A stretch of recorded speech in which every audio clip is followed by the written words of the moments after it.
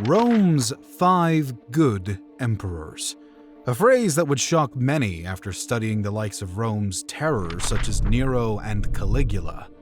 But for a short burst, the empire had a reprieve from the barbaric and unpredictable ways of past rulers, starting with Nerva. His full name was Marcus Cucceus Nerva, and he was the heir to Emperor Domitian. Marcus Nerva was born anywhere from 30 to 35 AD in the village of Narni to a family of great Italian nobility. His childhood has been poorly documented, and his early career holds a similar pattern. Nevertheless, we know that Nerva spent time as both an advisor and a remarkably close friend to Emperor Nero, following a trend of the Cucceii family being consistently in the imperial inner circle. Under Emperor Vespasian, we furthermore know that Nerva was granted an early consulship. But apart from that and a later consulship under Domitian, repeated gaps in historical records of Marcus Nerva's life leave us with little to be certain of. It's not until his accession to the throne that the history books began to take note. With the assassination of Emperor Domitian on September 18, 96 AD, Marcus Cucceus Nerva was named emperor before the sun could set on the dead monarch. Nerva was chosen by the Senate, an unusual change of events, and there remains even today some suspicion that Nerva himself had been somehow involved with the murder of his predecessor. This may be in part due to the fact that Nerva was a wildly unexpected choice for emperor. He was old, frail, and had no child nor clear heir to follow him. For the Senate, however, this could be quite beneficial, especially as they toiled to regain some control and power after facing heavy-handed oppression under Domitian. Nerva was thus much more liked by the Senate, whom he was far kinder to. But he still had to earn the support of the general public and the army through the customary gift payments and undoing any ill-liked laws of his predecessor. Nerva promised the Senate to include them in his administration more than Domitian had, and swore not to allow any senators to be put to death for his sake. He also returned lands confiscated by the previous emperor and gave new lands to poor Roman citizens and excluded others from certain taxes. The problem with his lavish spending, even if it was out of generosity, was that it would eventually catch up to Nerva and his draining treasury. Aside from necessary spending such as for aqueduct and road work throughout Rome, Nerva went so far to stop unnecessary spending and rectify his mistake that he even forbid the construction of statues in his honor and utilized those made by Domitian, alongside other possessions of his predecessor, to make a profit and help refill his coffers.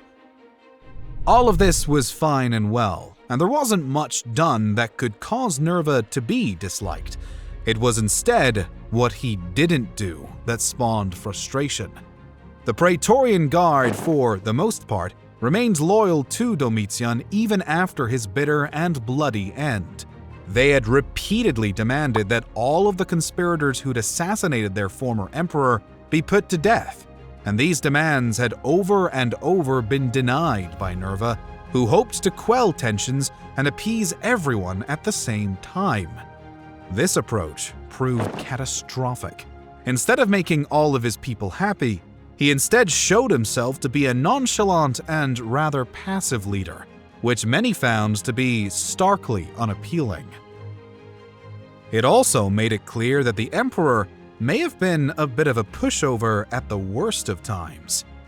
This proved quite factual when, in 97 AD, members of the Praetorian Guard launched an attack on the imperial palace and took Nerva hostage in order to once and for all force him to hand over the men who had butchered Emperor Domitian. The plot worked, and Nerva was left unharmed physically, but brutally humiliated in every other way. He was only bailed out by Trajan, a prominent general and the assumed heir-to-be of Nerva, who punished the generals involved in the conspiracy. Less than a year later, Trajan was thus officially made Nerva's heir, and just as the sand had nearly all fallen to the bottom of the hourglass. On January 27, 98 AD, Nerva died of health complications after suffering a stroke and then a fever. It was a natural and expected end to his reign, and in his place stepped Trajan. Trajan, born Marcus Oppius Trajanus in the fall of 53 AD or possibly 56 AD, was another man of noble standing with a somewhat shrouded history of his own. His childhood was seldom recorded. He did have a military career as he reached manhood and became a consul in 91 AD whilst his father stood as a patrician. What Trajan did while serving in the military was also poorly documented, aside from his earning of the title Germanicus as a reward for his leadership in Germania Superior. What we do know is that Nerva, aware of his dangerously low and waning support from the Praetorian Guard, needed to choose an heir that would appease the soldiers, and thus he chose Trajan. After Emperor Nerva's death, Trajan made a slow journey first along the battlegrounds on the Rhine and Danube, and eventually back to Rome to accept his place as the imperial successor. He arrived the following year and immediately looked to pacify the Senate, which was significantly skeptical of him thus far. He feigned a want for the senators to aid him in governing the empire, but never actually acted upon it. Still, it was clear from his early reign that he wasn't going to be making a lot of decisions that the Senate disagreed with, and he wasn't looking to intimidate his subjects or rule as a tyrant. It was this fact that earned him the title of Optimus Princeps by the early year of the 2nd century. He ruled similarly to his predecessor in ways such as the granting of gifts and properties, and yet in other ways relatively different, such as in his favoritism, as he'd been accused of, towards certain Greeks of nobility and intelligence. To Trajan, these men could be both friends and tools, and the Greeks themselves were oftentimes not fond of Roman rule in general. The oligarchs in particular wanted more autonomy and saw the Romans as inferior people to themselves. But Rome, of course, saw things very differently. Nevertheless, this fails to change Trajan's reputation as a good emperor. In fact, one of the best, if not the very best. Throughout his reign, the Optimus Princeps would find accomplishments in architecture, military campaigns, and his general rule. He was kind to the poor and valued similar public works as his predecessor, though he differed in the area of expansion. Trajan found securing Rome's borders to be a crucial task, particularly where they met with Dacia. King Decebalus of the Kingdom of Dacia was no stranger to the Romans, and had even faced off with a young Trajan before, under the reign of the infamous Domitian. Unsatisfied with the prior outcome, now emperor in 101 AD, Trajan launched a new attack on the Dacians. This led to the Second Battle of Topiae, which saw a monumentous Roman victory. But the upcoming winter and a new offensive approach from Decebalus led Trajan to sue for peace, or, depending on who you ask, force Decebalus into submitting. The agreement, this time, was far more favorable to Rome than the one signed by Domitian. However, the Dacians would only be temporarily pacified. By 105 AD, Decebalus had remanned and regrouped and was ready to start the war up again. He thus launched a violent attack on Roman territory near the Danube, forcing Trajan to charge back into the Dacian territory for another throwdown. The luck of Decebalus seems not to have changed all that much. Trajan's soldiers were putting up a brilliant fight against the Dacians, and though the latter fought hard, some of their ranks also deserted, and those who stayed were simply cracking under the pressure of the Roman military might.